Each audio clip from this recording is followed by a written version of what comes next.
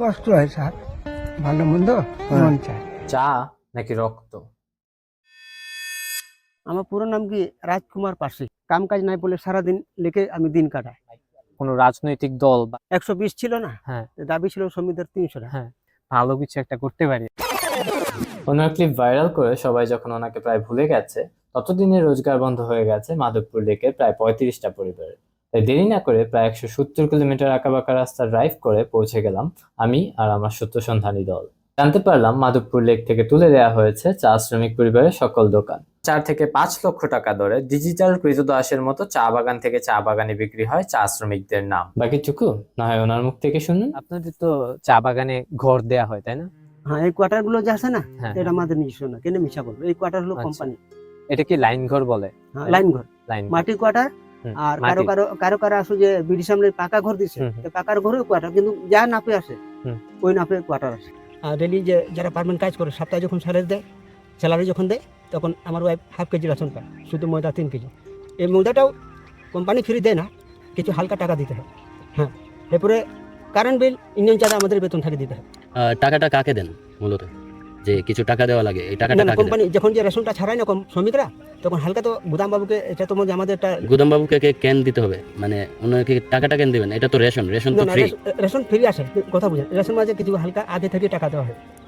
এটা হলো আপনার কোম্পানি যে ঘুষ বলে যাহাকে। হ্যাঁ, এই যে সারা সপ্তাহ কাজ করলো, রেশন তো 1 কেজি যদি আমি ময়দা কিনি দোকানে, তাহলে এখানে নিচ্ছে তো 60 টাকা রাখবে, হাফ কেজি 30 টাকায় ধরলাম। এখন তো কোম্পানি তো কোয়ার্টার দিচ্ছে, যে এখন রেশনটা দেয়, কিছু রেশনটা ছাড়াবার জন্য হালকা টাকা দিতে হয়। হালকা টাকা বলতে কোনো এটার মধ্যে কোনো ইয়ে নাই, কিন্তু সপ্তাহে স্যালারি পায়, রেশন পাওয়ার পরে এটা হালকা টাকা দেয়, কিন্তু কারেন্ট বিল মাস পুরানে আমাদের বেতন বিল দিতে হয়। আমার কাজ নেই, বুঝছেন? আমার ওয়াইফ যে কাজ করে, তার সপ্তাহে স্যালারি দিয়ে দেয়, এই স্যালারি দিয়ে আমি সংসার চালাই। কিন্তু আমার কাজ হলো কি, এই যে মাধবপুর লেক, আজকে লেক আসে বলে অনেক দূর দূর পর্যন্ত যাত্রী আসে ঘুরতে, আমরা লেকে থাকি। কিছু লেকের মাঝে কেউ বুতো ছুতো কাগজ ময়লা ফালা, এগুলো আমরা কিছু পরিষ্কার করি।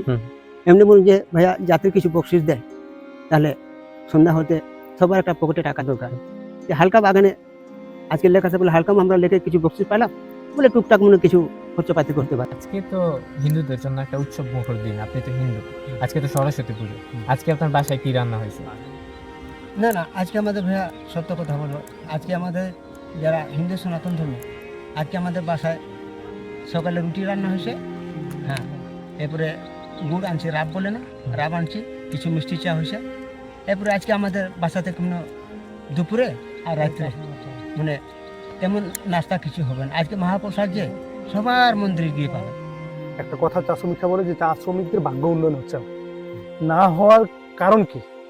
আপনি আপনার জন্য যে আপনি মনে করেন আপনি সকল চা শ্রমিকদের প্রতিনিধি করতেছেন, 3টা কারণ বলেন যে এই 3টা কাজ করলে আমরা চা শ্রমিকের মানুষরা একটু ভালো থাকবো। 300 টাকা রোজ দাবি করছিল শ্রমিকরা।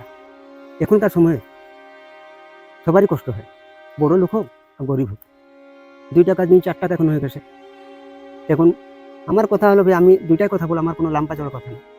এখন যেমন 178 টাকা, এটা থেকে যদি আমাদের আরও গণ্যমান্যজন আসে, বড় বড় লোকজন আসে, বস্তি বাজারের লোকজন ভাইয়ারা আসে, তো কথা হলো যে এখনকার সময় ভাইয়া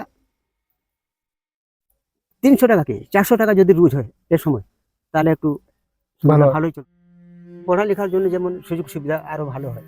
হ্যাঁ, এটা কি ভাইয়া, যেমন যে এই যে আশেপাশে যে আমাদের শ্রমিকরা আসে না, যেমন ছোট ছোট জায়গা জমি আছে না, কিছু নোংরা টোংরা থাকে, এগুলো পরিবেশ যদি ভালো হয়ে যায়। আপনার পরিবেশ মানে আশেপাশে আপনাদের থাকার পরিবেশ, চিকিৎসা, এই জিনিসগুলো খুব দরকার।